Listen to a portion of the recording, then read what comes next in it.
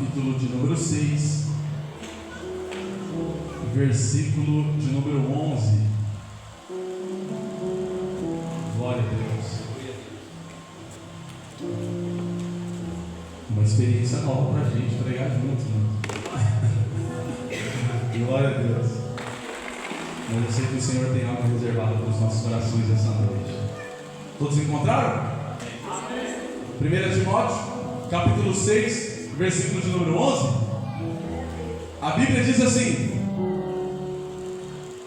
você, porém, homem de Deus, fuja de tudo isso e busque a justiça, a piedade, a fé, o amor, a perseverança e a mansidão.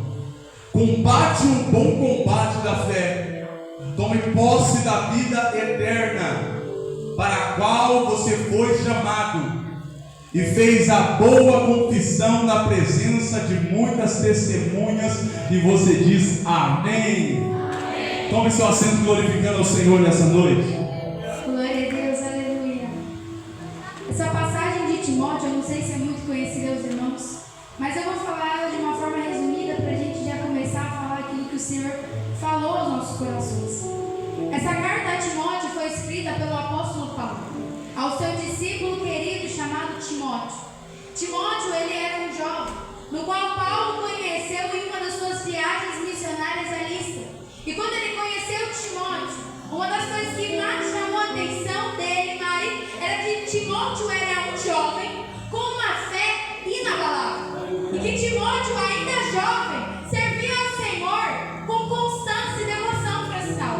E isso foi uma das coisas que mais chamou a atenção de Paulo. Porque Paulo, ele estava montando as igrejas. E ele estava em busca de discípulos, de pessoas que fossem dar continuidade à obra do Senhor. E ele conhece Timóteo. Timóteo, ele era filho de Eunice e neto de Loide. Nós bem sabemos que a palavra elogia a fé dessas duas mulheres de Deus. O seu pai também era grego e sua família era cristã. E Timóteo foi um discípulo de Paulo. Foi ensinado pelo apóstolo para que ele viesse ensinar outras igrejas e passar a palavra do Senhor adiante, para que o ministério de Cristo não viesse separar. E foi por isso que o Senhor falou conosco sobre a vida de Timóteo, porque Timóteo, ainda jovem, tinha uma grande responsabilidade, que era levar a mensagem de Cristo. E nós decidimos que seria essa passagem, porque nós, quando começamos nessa mocidade, nós tivemos inúmeras mesas com Jesus, inúmeros estudos e palavras lançadas, semeadas por nós e por vocês. Mas o Senhor nos fez lembrar de algo, Cacá, algo em que nós ensinamos, mas ficou incompleto. Nós ensinamos em uma mesa com Jesus o que é a presença de Deus. Nós ensinamos na mesa com Jesus como subir o monte, mas nós esquecemos de finalizar como permanecer nele. E hoje, o que o Senhor quer tratar conosco é isso. E eu quero que você vire para o seu irmão ao seu lado. Eu não vou fazer muito isso, é só agora, para que você olhe para ele e diga: não desça do monte. Não desça do monte. Repita: não desça do monte. Aleluias. Fujam do que é passageiro e firme-se no que é eterno. Nós vamos abordar com vocês algumas temáticas. Ao longo dessa pregação vai ser 3 temas que a gente vai abordar. E a primeira é: fujam do que é passageiro e se firmem no que é eterno. Paulo, no seu capítulo de número 6, no versículo de número 11, na parte A do versículo, ele vai dar uma chave para Timóteo, e a chave é: foge dessas coisas. Que coisas são essas, pastor Krieger? Tudo aquilo que nos rouba e nos tira do foco da presença de Deus. O Senhor nos ensina através da sua palavra que muitas são as propostas do mundo, meu bispo. Aleluia. Mas nenhuma delas pode nos roubar do alvo que é Ele, do alvo que é Cristo. E a primeira palavra que eu quero liberar para o teu coração nessa noite é: as propostas virão, mas a tua fé continuará sendo a mesma. Aleluia, as propostas virão, mas a sua identidade não será mudada. As propostas virão e não serão poucas. Aleluia, serão muitos os convites. Convite esses que brilharão os seus olhos. Convite esses que vai encher o estômago. Convite esses que vai deixar os seus olhos de perna pro alto. Mas Jesus me trouxe aqui nessa noite para te dizer: nenhuma proposta nesse mundo vai roubar a identidade que eu coloquei no teu coração. Nenhuma identidade, nenhuma proposta desse mundo vai roubar a essência que eu coloquei em ti. Quando eu me lembro dessa palavra, eu me lembro de um jovem do nome Daniel. Ele estava numa terra proibida. A proposta era boa, o banquete estava na mesa e era prato de rei e Gregory. O rei comia, Daniel podia comer, mas Daniel colocou no seu coração: aqui não, Satanás, a proposta é boa, o banquete é bom, eu fui segura boa, e eu consigo mostrar. Pastor, é o melhor whisky. Pastor, é o melhor de 25 anos. Pastor, aleluia, é a glória que eu estou olhando. Mas trata disso, vai roubar a identidade do céu. Colocou no seu coração. Se você crê, glorifica o Senhor porque Ele merece. Foge dessas coisas. O mundo vai sempre tentar oferecer atalhos, mas o Senhor não trabalha com atalhos. Prova disso é que existia um caminho mais curto para o povo chegar na promessa. Um caminho que duraria 3 dias. Quantos dias? O Senhor deu uma olhada e disse: é atalho para o meu povo. Eles não vão suportar as guerras desse caminho.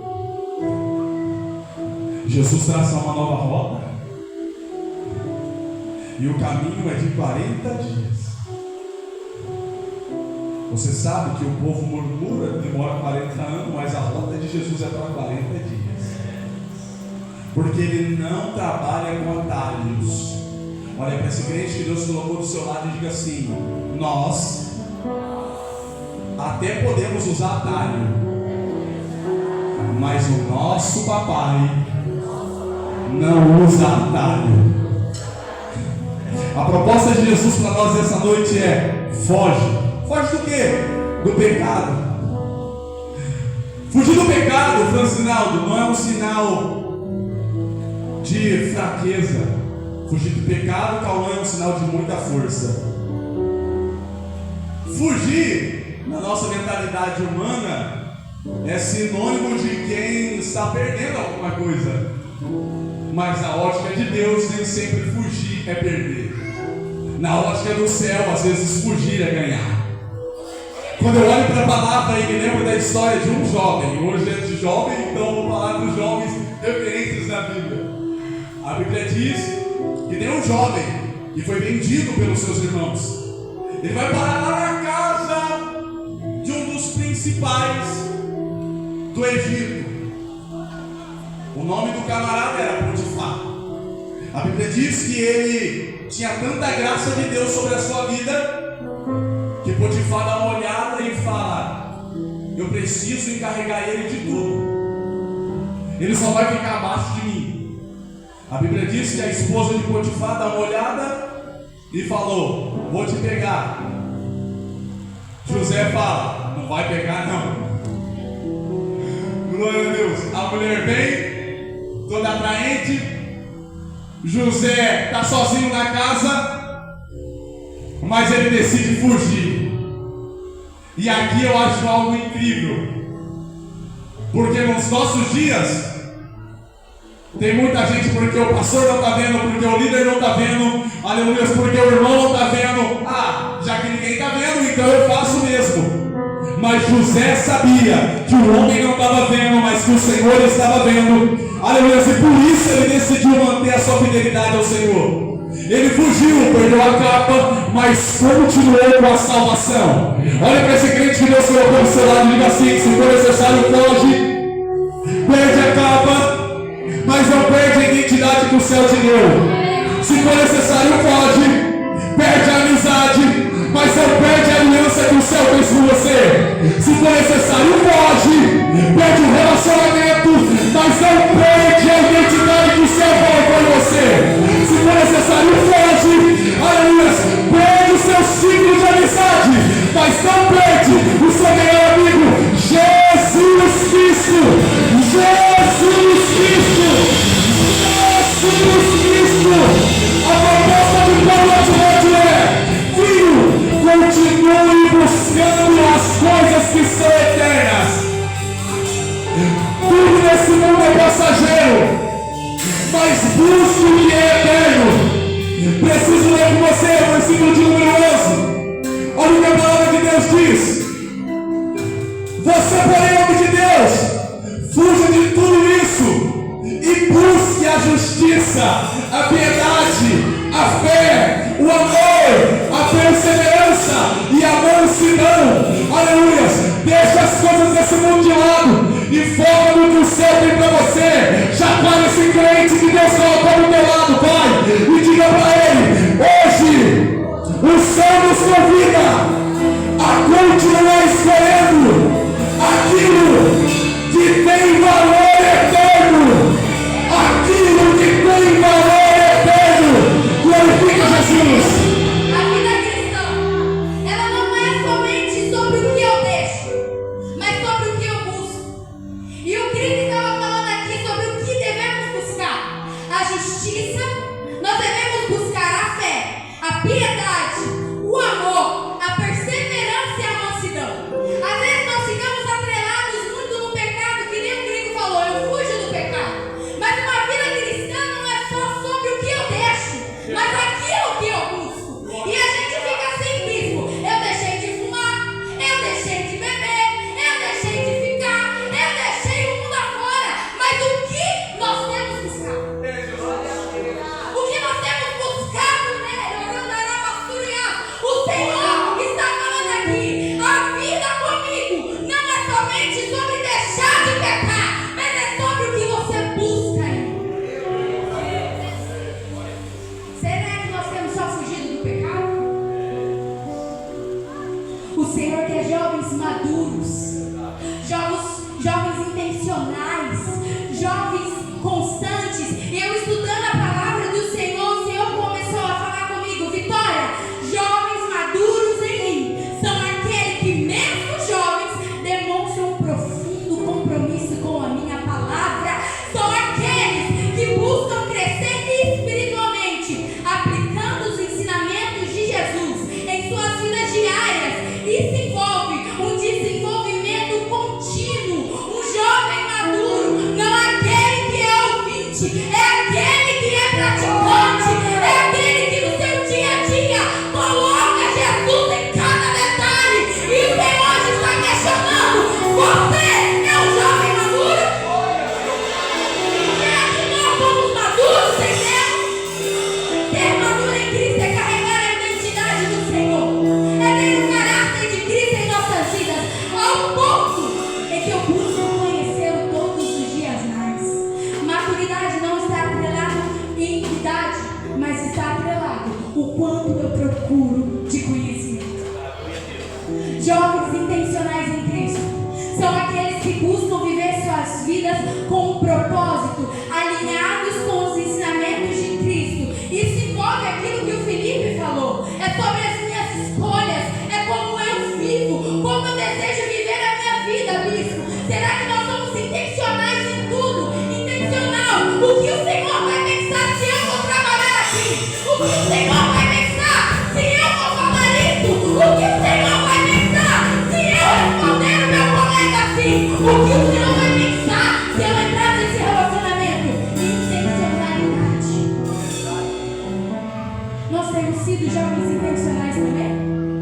Jovens que não vai pelo que eu acho, pelos seus achismos, pelo que eu penso, mas pelo que a palavra de Deus declara. Um jovem intencional, ele não é guiado pelos seus achismos equivocados. Não, não. Ele é guiado por aqui. Ele é guiado pela palavra. Ele é intencional em cada passo. Glória a Deus. Jesus que está sendo louvado. E o Senhor está à procura de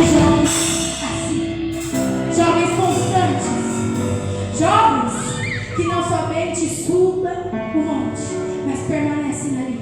Jovens que mesmo em meio às adversidades, ele permanece. Jovens que estão firmados na rocha, como a palavra de Mateus vai dizer. Aquele que está firmado na rocha, passa vento, passa tempestade, passa o que for, mas ele prevalece porque ele está firmado em Cristo. Jovens constantes são jovens em que passa tempestade, passa guerra, passa tudo o que for, mas ele declara: em Cristo eu permaneço. E o Senhor hoje está nos levando a pensar: se nós realmente subirmos ao monte Domingas, será que eu tenho sido maduro em Deus? Será que eu tenho sido intencional em Deus? Tami, será que eu tenho sido constante? Ou qualquer vento me abala e eu nem sei mais quem Cristo é? Ou qualquer palavra que o meu irmão me bate, acabou meu domínio próprio, foi embora, vou debater de volta. Cadê a constância, jovens? Cadê a preocupação? O que o Senhor acha que eu estou fazendo? O que o Senhor pensa sobre mim? Às vezes isso a gente fica muito apegado. O que o mundo pensa, o que o meu amigo pensa, o que fulano pensa, mas o que o céu pensa sobre nós? Vai haver muitas vidas. Amor, vai chegar muitas vidas em que vão ver Jesus alegre, feliz, e vão falar: esse cara eu conheço. Eu tinha fé nele e eu nem precisei ir na igreja. Mas Jesus olha para você e diz: eu não te conheço. como nós temos nos portado? O Senhor quer jovens maduros, jovens intencionais, jovens constantes, que combatam o bom combate de Cristo. Combater o bom combate de Cristo é a boa proposta de Paulo a Timóteo. No versículo de número 12, na parte A do versículo, Paulo vai dizer a Timóteo: combate o bom combate da fé. Combater o bom combate da fé é permanecer firme em uma luta diária. Nós somos convidados, como a Vitória disse, a ter uma constância em Deus. Repita comigo: constância. Não é oscilação. Constância. Não é hoje sim e hoje amanhã não. Constância. Não é hoje eu oro, amanhã eu tenho folga da oração. Constância. Não é hoje eu me santifico, amanhã eu deixo a santificação de lado. É constância. Olha para esse crente que Deus colocou do seu lado e diga assim: constância é permanência. Fraco, eu oro. Forte, eu oro. Triste, eu oro. Alegre, eu oro. Triste, vem pro culto. Não é ficar em casa, pastor? Não. Triste, vem pro culto. E alegre, não vai pra festa, vem pro culto ainda. Porque somos uma geração que vem pro culto quando está triste e vai pra festa quando está alegre. A proposta de Jesus é: olha essa princesa deplorar, mas olha que eu venho do altar também. Constância. Combata o bom combate. Não vai ser fácil, Timóteo, não. Serão lutas diárias. Serão lutas constantes, José. Mas, Timóteo, lá na frente eu vou deixar escrito um segredo. Qual é, Paulo? Quando você abrir a carta aos Efésios, você vai olhar e nela eu vou deixar escrito o segredo da constância. Nos dias maus se revistam. Do quê? De toda a armadura de Deus, para que possais resistir firmes contra as astutas ciladas do diabo. Constância. Pastor, o que eu faço para ser constante na presença de Deus? O segredo é esse: oração, jejum e palavra. Oração, jejum e palavra. Oração, jejum e palavra. Oração, jejum e palavra. Oração, jejum e palavra.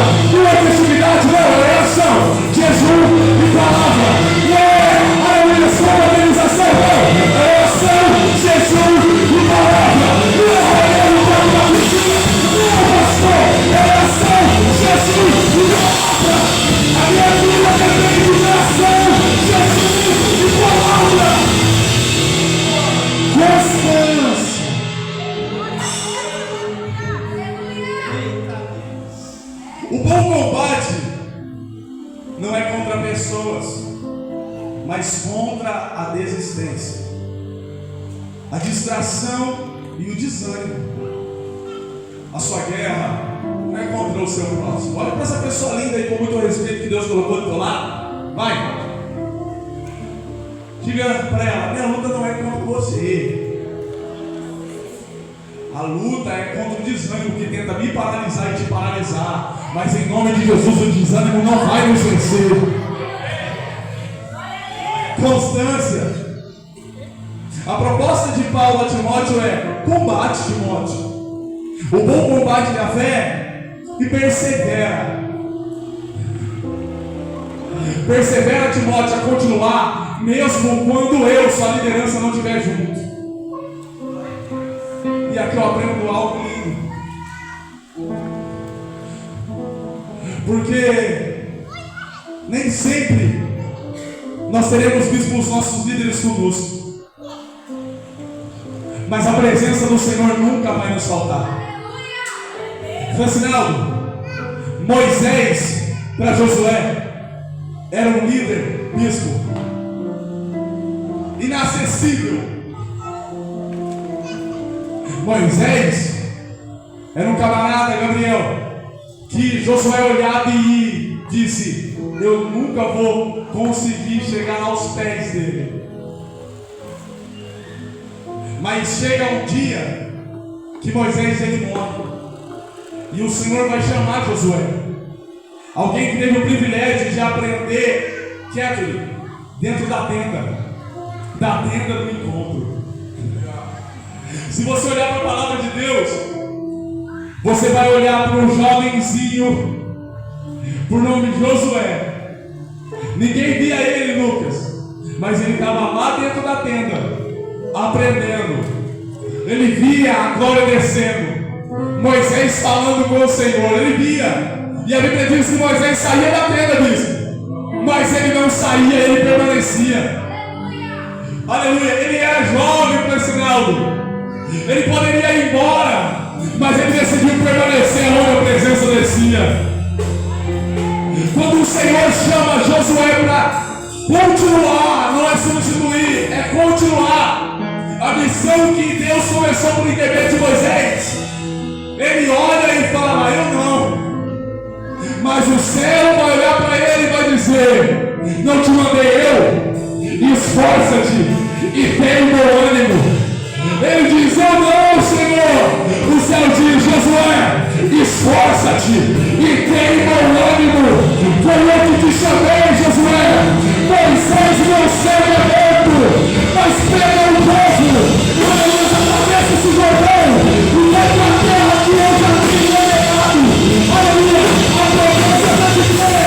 Vocês são canais, mas a minha presença continua. Assim como eu fui com Moisés, assim eu serei contigo. Aleluia, assim eu serei contigo. Pastor, me dá um exemplo. Jesus, ele teve um privilégio. Na verdade, não foi Jesus que teve um privilégio, foi Jesus, de caminhar com Cristo durante 3 anos e meio, sendo ensinado por Ele. Por diversas vezes, Jesus foi interrogado acerca de alguns costumes que os discípulos tinham. Por que não jejuavam? Jesus olhou para eles e disse: como vão jejuar se o noivo ainda está com eles?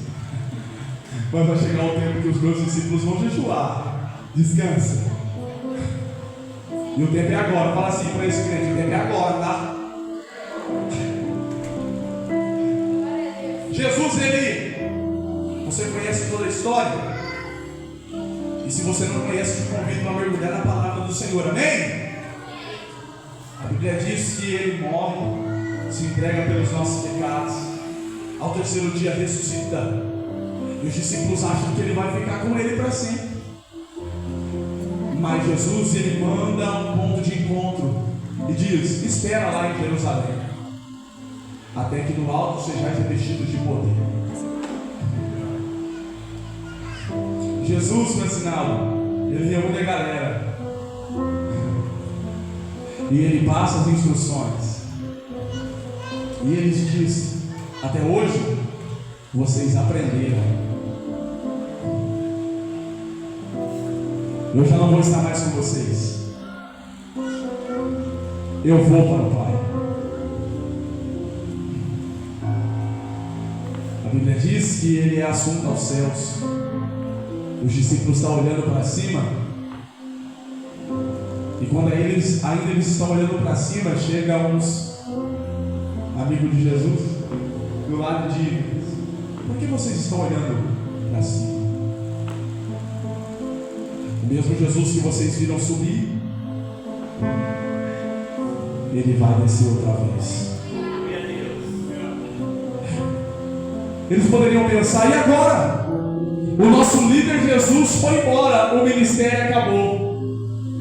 Mas não, evangelista, quando Jesus é assunto aos céus, a obra começa a partir dali.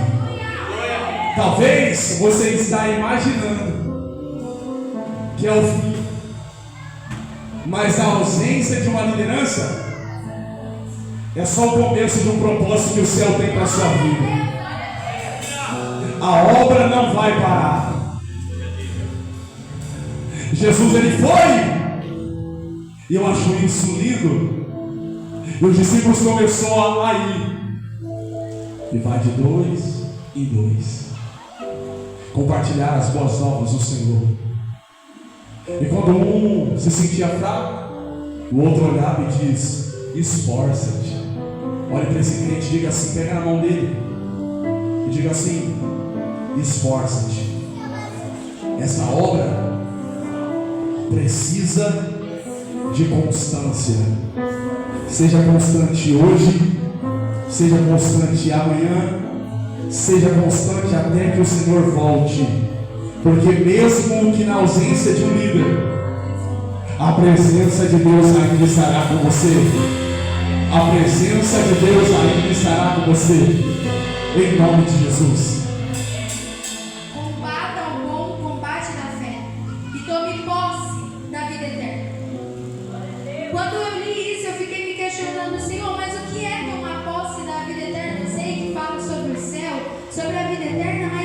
O que o Senhor queria dizer dessa forma com Timóteo, de uma forma assim mais simples de eu entender.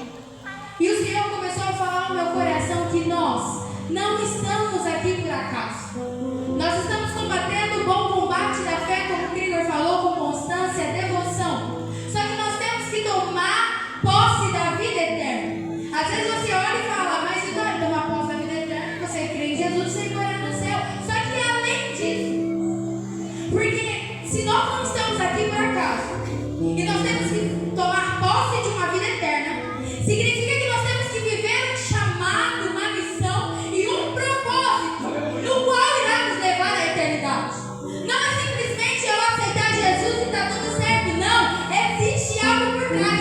Quando Paulo está dizendo a Timóteo: Timóteo, tome posse da vida eterna, ele está olhando para Timóteo e dizendo assim: Timóteo, você tem um propósito, um chamado e uma missão. E nós temos que entender que por mais da nossa vida terrena, tudo isso é passageiro. E algo nos aguarda na glória. Só que para mim chegar lá, eu preciso viver o que o Senhor quer de mim aqui. E o propósito de Deus para mim e para vocês sobre Timóteo, diante de constância, diante de combater o bom combate, diante de fugir da aparência do mal, é viver uma vida em que eu glorifique Deus em tudo.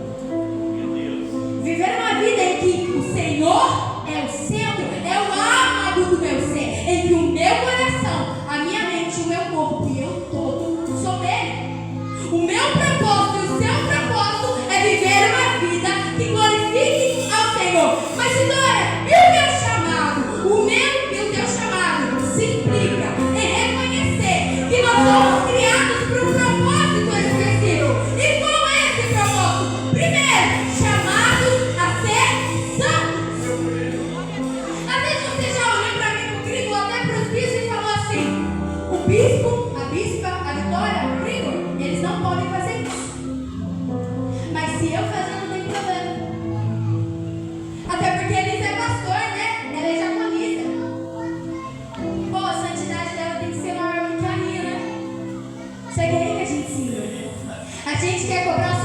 santidade do bispo, mas se esquece que o bispo não salva ninguém. A gente quer cobrar a santidade da vitória, mas se esquece que a vitória não te salva. A gente quer cobrar a santidade maior de alguém que é referência, mas a gente não é referência. O que a Bíblia diz sobre o bom testemunho? Timóteo estava sendo treinado, discipulado. E Paulo olha para ele e fala assim: Timóteo, em tempo e fora de tempo, pregue a palavra. Não é no final de semana, não é na terça, não é no domingo, não é na sexta no ensaio, não é na segunda no teu outro ensaio, não é na quarta no seu outro ensaio.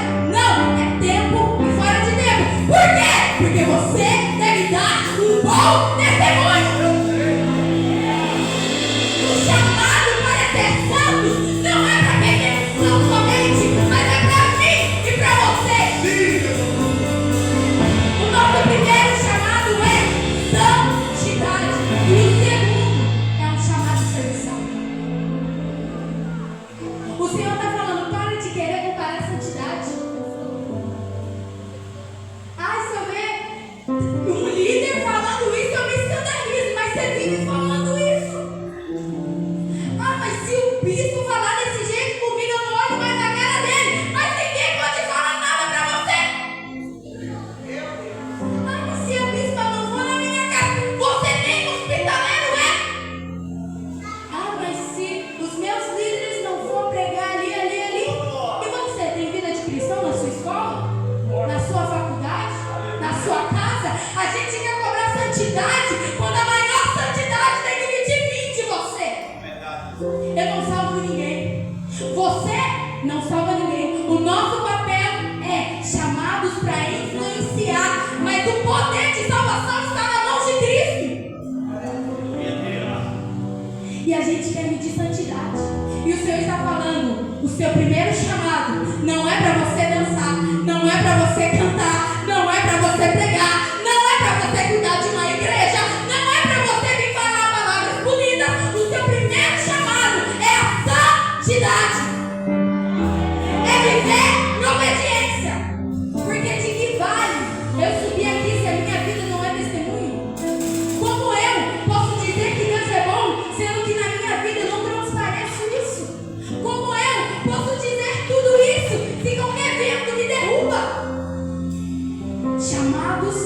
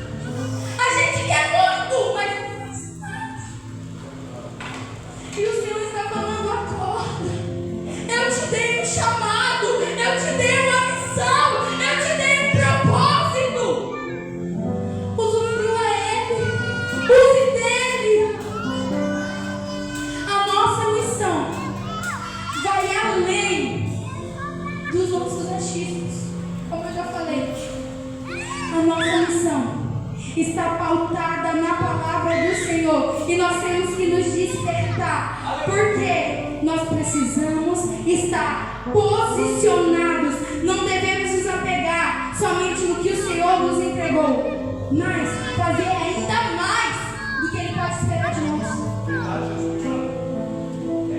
Experimente ser cristão de verdade na sua escola, na sua faculdade, na sua família, na sua casa. Orações é bênção, mas a gente fica muito preso na oração. Deus, converte o meu irmão, mas a gente não tem a coragem de entregar na palavra de Deus. Deus, converte a minha mãe, mas a gente não sabe dizer que ela está vivendo em pecado e precisa de uma restituição a Cristo. O Senhor está falando, combata o bom combate, mas também viva a sua missão aqui nesta terra. Aleluia. Guarde o que foi confiado a vocês. Guarde o depósito. A proposta de Paulo a Timóteo é: Timóteo, guarda a palavra que foi ensinada. Guarda. Aleluia. A proposta de Cristo para você nessa noite é: meu filho, guarda cada ensinamento, cada culto, cada momento com Deus, são tesouros para o seu coração. Tudo aquilo que a gente presenciou durante esses tempos que, aleluia, o Senhor nos permitiu estar à frente da mocidade, guarda como um tesouro no seu coração. Em nome de Jesus, cada momento de oração, sabe, cada quinta jovem feita, cada louvorzão, em nome de Jesus, cada céus abertos que a gente foi, cada operação que a gente viajou para adorar o Senhor, guarda, porque são tesouros preciosos para o seu coração. Olha para esse crente que Deus colocou no seu lado e diga assim: o teu coração é um baú que contém preciosos tesouros. E a proposta do Senhor para ti nessa noite é: o que você vai fazer? Agora é com você. De tudo que você ouviu, recebeu, irmão Domingos, aprendeu, o que você vai fazer com tudo isso? Com tudo que você ouviu, aprendeu, viveu.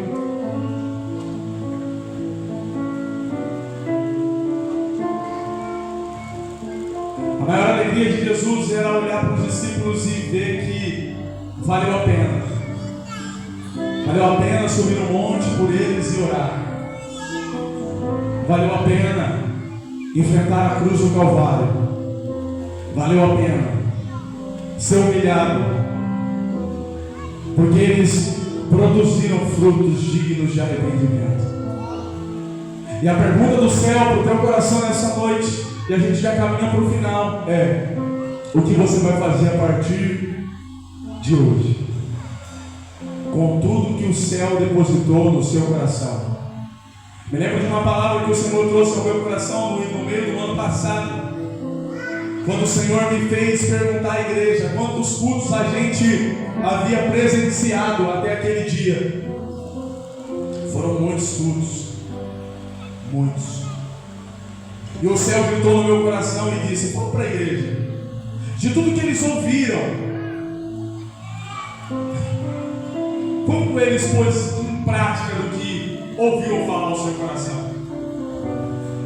Porque o Senhor não está preocupado na quantidade de palavras que você ouve, mas em quanto do que você ouviu você põe em prática. Sabe, a gente ouve muito, mas pratica pouco. E a proposta do Senhor para nós essa noite é: filhos, você tem tesouro aí dentro. E o que você vai fazer com esse tesouro que eu já depositei no seu coração? A partir de agora, é com você. Olha para esse crente e diga assim: a partir de agora, é com você. Guardem como quem recebeu algo precioso do céu. Não foi a terra, não foi a diaconisa Vitória, não foi o pastor Grigor, não é o bispo, aleluia, são os ministros do altar que compartilham, aleluia, de si mesmo coisas com vocês. Não, tudo que vem desse altar para a nave da igreja é o céu declarando sobre a tua vida. Então guarde, aleluia, esse bom tesouro precioso como algo que vocês receberam do céu. Pastor, mas eu sou frágil. E é frágil mesmo. Você é vaso de barro, mas dentro de mim e de você tem uma essência preciosa. O valor não está na matéria. O valor, aleluia, está dentro de nós. É a presença de Deus que habita dentro de mim e dentro de você. Então guarda em nome de Jesus. Guarda tudo que você recebeu. A proposta do Senhor para nós é: guarda, meu filho, guarda o teu coração. Aleluia, guarda, guarda para que ninguém roube, ninguém roube, ninguém roube, ninguém roube, ninguém roube. O inimigo vai tentar roubar aquilo que foi semeado no teu coração. Mas eu digo a palavra de Deus no teu coração. Você é a semente que caiu no meio do caminho. Você é a semente que caiu em revolução. Você é a semente que caiu no meio do escuro.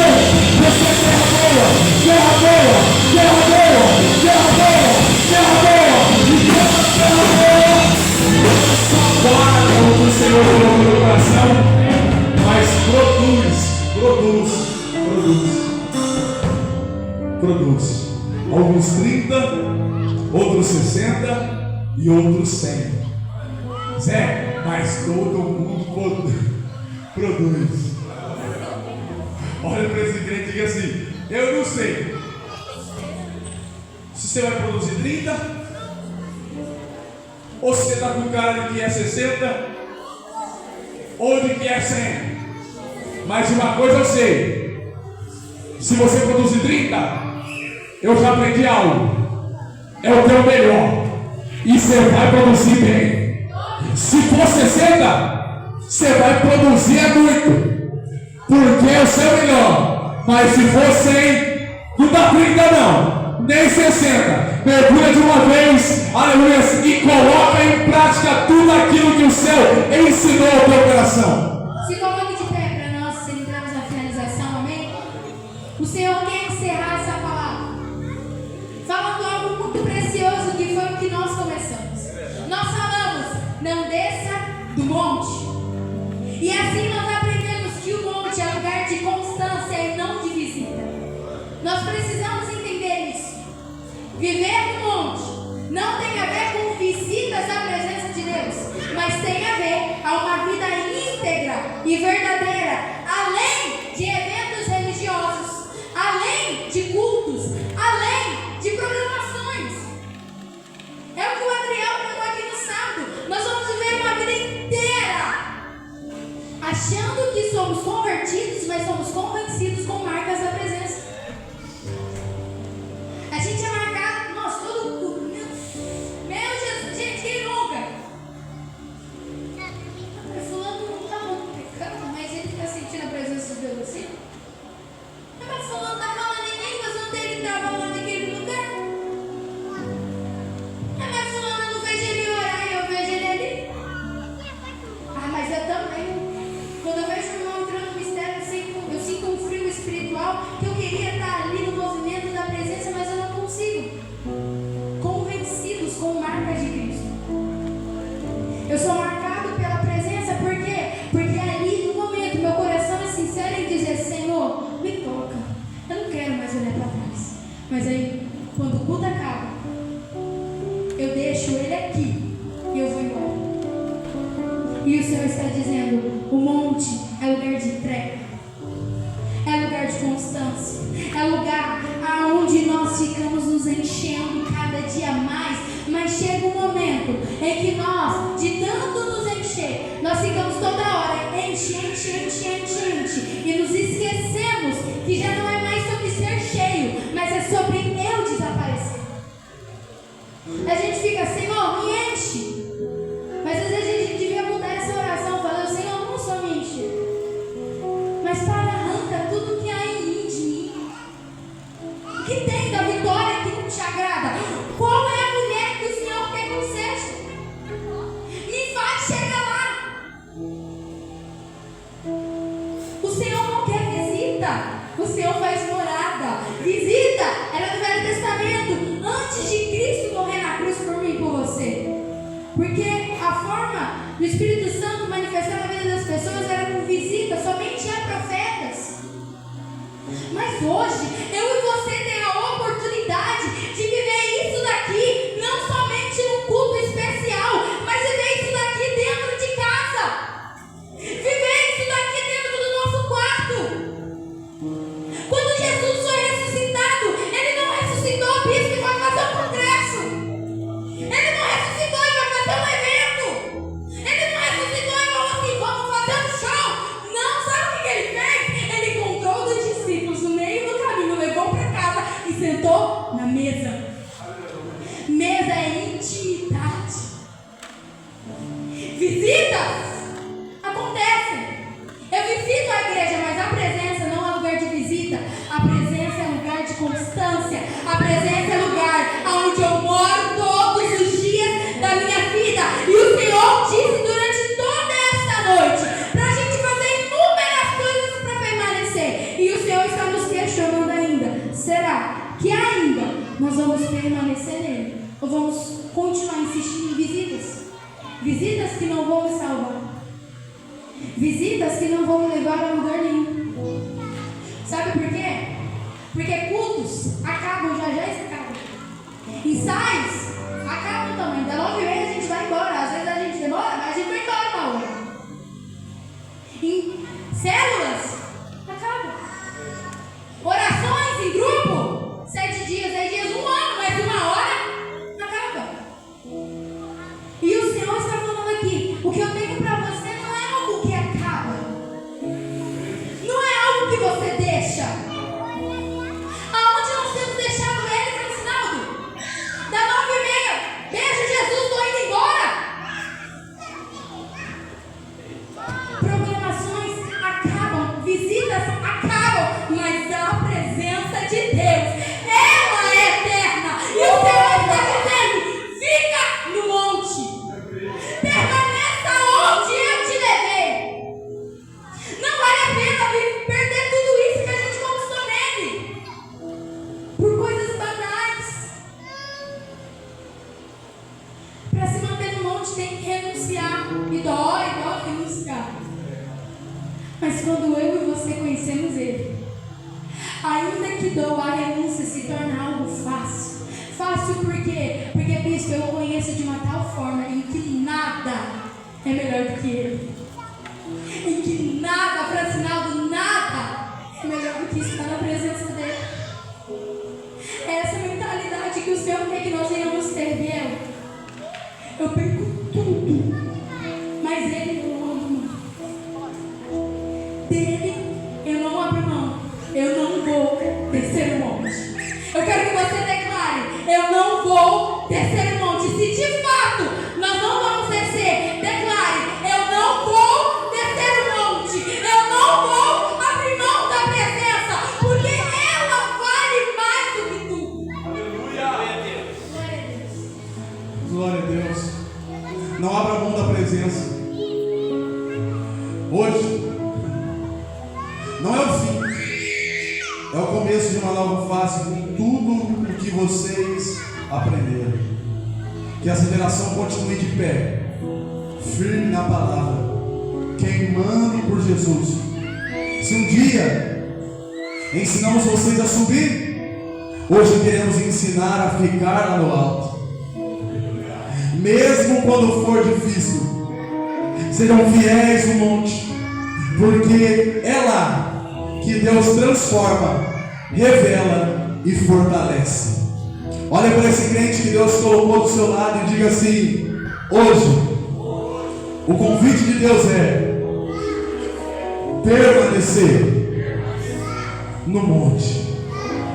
Eu queria convidar aqui na frente você que deseja permanecer nessa presença.